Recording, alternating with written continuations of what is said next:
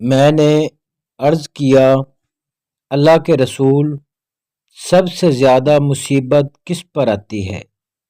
آپ صلی اللہ علیہ وآلہ وسلم نے فرمایا، انبیاء اور رسل پر، پھر جو ان کے بعد مرتبہ میں ہیں، پھر جو ان کے بعد ہیں۔ بندے کی آزمائش اس کے دین کے مطابق ہوتی ہے۔ اگر بندہ اپنے دین میں سخت ہے تو اس کی مصیبت بھی سخت ہوتی ہے، اور اگر وہ اپنے دین میں نرم ہوتا ہے تو اس کے دین کے مطابق مصیبت بھی ہوتی ہے۔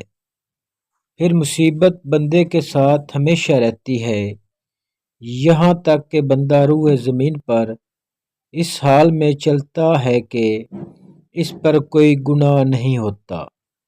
حضرت امام ترمذی رضی اللہ تعالی عنہ کہتے ہیں، یہ حدیث حسن صحیح ہے۔